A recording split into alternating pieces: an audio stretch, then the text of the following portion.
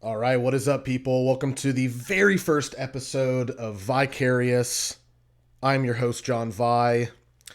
I've done past podcast series. I did a MMA UFC podcast. I also did a music mysteries, kind of a music conspiracy type podcast, if you will. And I think the big problem with those past two, because they only lasted a couple months for me, and that was, as long as the interests lasted. Um, Really, for me, focusing this podcast on being way more open topic, open discussion. Um, I really think that's going to help keep something like this going for a long fucking time, guys. Um, but yeah, let me introduce myself. If you don't know who I am, if you haven't been following me, you don't know me personally, I am a songwriter and musician. I started my professional career as a drummer. Realized after a couple years that I felt like I could do way more in the industry. I felt like I was maybe being held back by just my instrument and just my place in a lot of bands. So I said, "Hey, let me go work on production. Let me go work on beat making. Let me go work on mixing and mastering." And right now I have a full album on Spotify. That link will be below. And then we'll have some new music coming out from me probably the next month or two. And there'll be a bunch of stuff next year we'll be doing too. So definitely make sure to check out my Spotify, and definitely make sure if this is on YouTube. I think for now I'm gonna keep the thing on YouTube. Keep Vicarious podcast on YouTube, just so I can keep it in one spot. So for now, we'll just be doing it on YouTube. So make sure to hit subscribe, and make sure to follow up on all the updates that I'll be throwing you guys.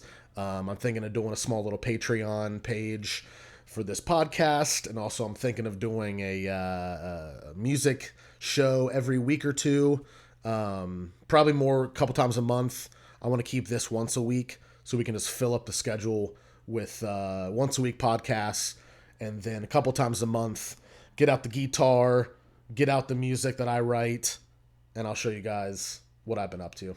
But really, the big thing I've been up to, I've been watching a lot of Nick Cage movies, guys. I feel like it's almost a jonesing, an addiction almost. I've gotten to the point of, I forget if it's, pretty sure it's Hulu that has the, gosh, they must have like 15 of his movies, you know? And I think the last one I watched that was a couple nights ago was Adaptation, and that was pretty good. He plays a screenwriter, and then I forget if he actually had a real twin brother in the movie or if that was just him being crazy. I forget. I forget which one that was. I watched it in 2 nights, so I wasn't sure if he had kind of gone crazy, had like a mental break, and he had like a twin brother, or if it really was um, a brother in the storyline. I'm not sure. That's kind of the Nicolas Cage storyline, you know. Really, every movie's like that. And then another favorite of mine recently has been it's either Willy's Wonderland or Wally's Wonderland, and he doesn't have a single line in the movie. He's in a good portion of the movie, probably 85% of the movie. He's in it. He has no lines. He's really weird in it for being kind of a horror type flick. It's pretty good. Kind of has a what is it, like, kind of the oh, who what was that restaurant for kids? Oh, Chuck E. Cheese. So it kind of like a Chuck E. Cheese vibe.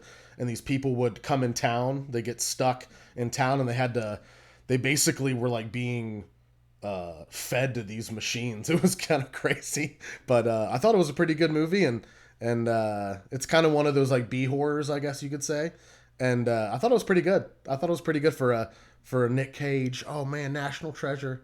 Um, but National Treasure is another good one, guys. Nick Cage has been killing the game since he's really an OG, guys. I mean, if you really think about how long he's been acting for, and who he's related to. Not a lot of people know he's related to Francis Ford Coppola. His real last name is Coppola.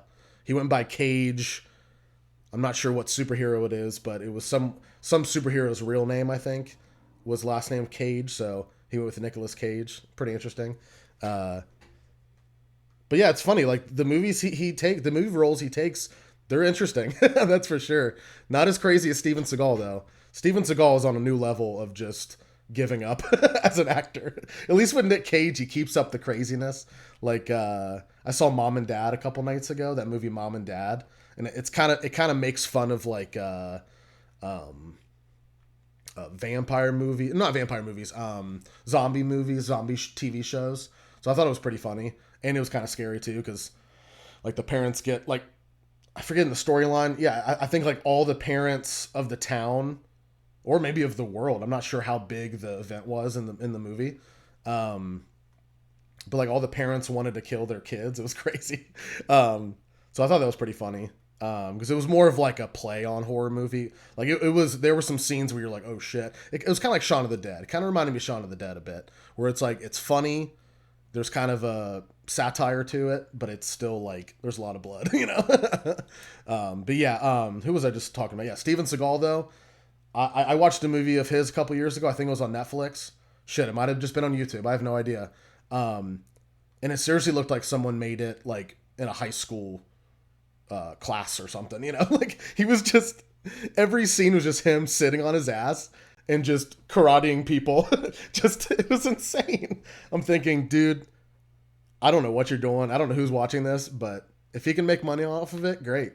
But I kind of think some of these guys they have some kind of weird ties to how they make their money. So I'm not sure if he's legit right now, especially if you're doing karate from your chair. That chair karate, I really don't think works anymore. I really don't think in an MMA setting, you know. um, but yeah, so Steven Seagal, he has terrible movies now. So Nick Cage, you know, at least he's finding roles that are interesting and create, you know, at least a buzz, or at least I'm talking about it, right? But yeah, I really like movies, guys. So movie topics are going to be huge on this podcast, but it's not going to be just like I said with my old podcast that I just kind of lost interest in. You know, we're not just going to stick to one topic here. So so if you're kind of bored with 5 minutes of Nick Cage talk, you know, we'll yeah, it probably has been about 5 minutes of Nick Cage talk. We move on quickly here at Vicarious. But yeah, another movie I was thinking about the other day. I haven't seen it in a long time, but Airbud and the whole Airbud series, if you watched those as a kid or watched even the first one as a kid and then you're grown, you're an adult now, it's so funny when you look at that kind of shit. It makes no fucking sense. No one's going to need no one's going to need a dog for basketball. I'm sure there's plenty of people that would be able to shoot that hoop, you know, shoot that Kobe. The basketball one wasn't weird to me. It was the football one. I think that was the sequel or maybe the third one. I mean, he's just doing every sport at this point. I wouldn't be shocked if he was playing golf next week. Maybe he's a bowler now.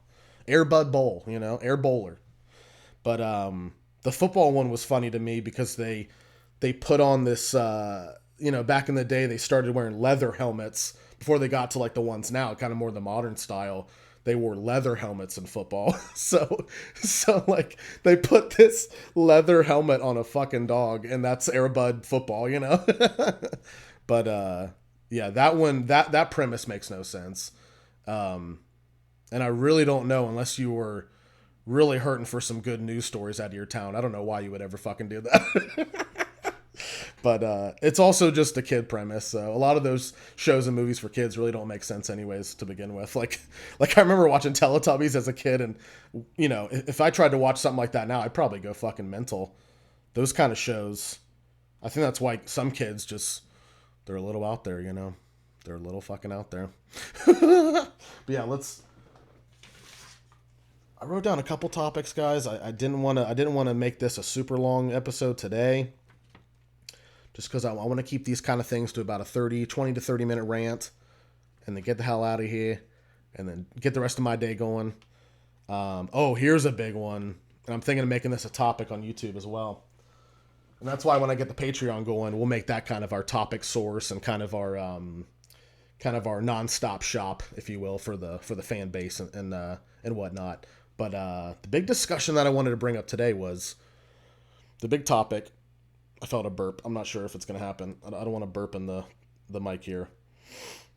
I don't think the burp's going to happen. The topic today, because there's no burp right now. The topic is pizza better fresh, like right out of the oven? Or is it better leftovers the next day? Or even a couple days?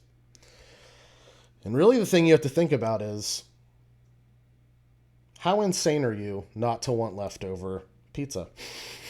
That's my question. That's a secondary question. No, but really for me, I honestly feel like too, it would be in the style that would almost be answering that question too. Like you wouldn't want, and maybe my Chicago people, I'm not too far from Chicago. I'm about 6 hours away.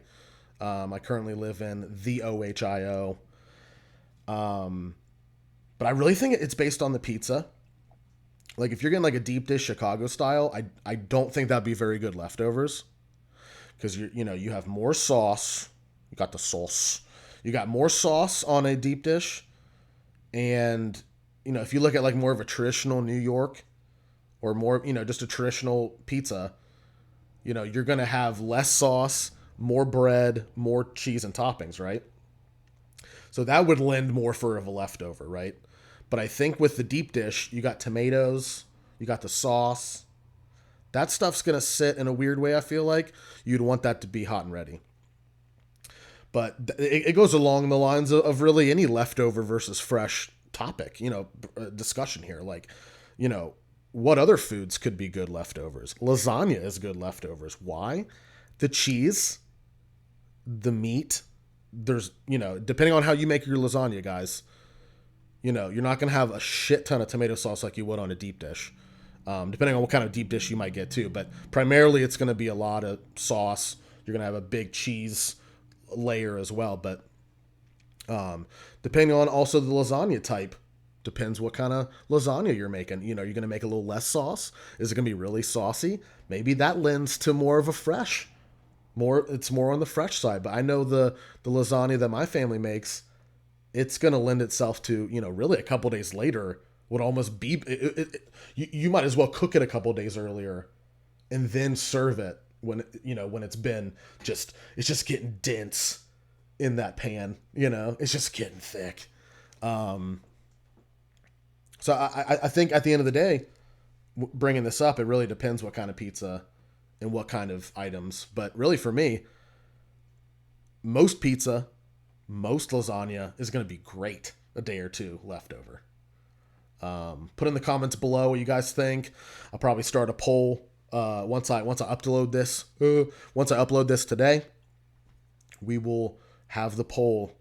We will have your opinion.